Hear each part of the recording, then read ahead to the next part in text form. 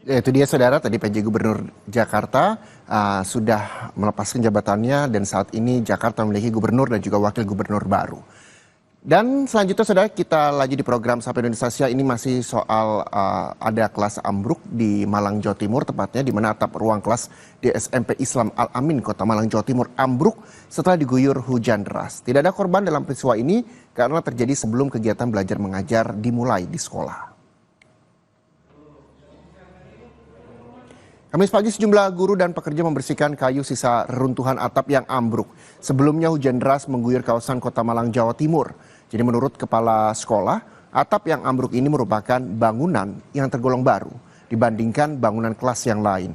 Tidak ada korban jiwa dalam peristiwa ini, namun 210 siswa terpaksa diliburkan sambil menunggu proses pembersihan ruang kelas.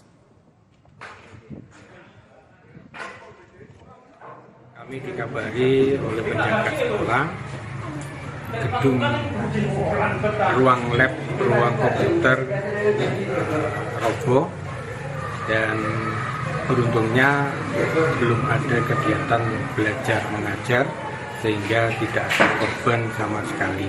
Sekolah berusaha untuk memperbaiki supaya kegiatan belajar mengajar dapat kembali seperti ini.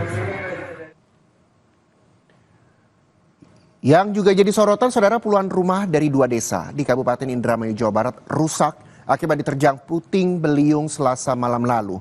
Warga dibantu petugas gabungan bergotong royong bersihkan sisa material rumah pasca peristiwa itu. 29 rumah warga di Desa Krimun dan 11 rumah warga di Desa Puntang, Kabupaten Indramayu, Jawa Barat terdampak puting beliung. 6 rumah diantaranya mengalami rusak parah akibat peristiwa itu. Rabu pagi, warga dibantu petugas SAR gabungan melakukan bersih-bersih material rumah pasca puting beliung. Rumah yang terdampak ini ada 2 desa. Yang Desa Krimun itu ada 29 ya, 29. Kemudian 6 kategorinya rusak berat. Kemudian yang dari Desa Puntang itu ada 11 rumah yang rusak ringan. Sementara Kepala Desa Krimun mengaku pihaknya sudah lakukan pendataan rumah warga yang terdampak maupun rusak parah akibat puting beliung.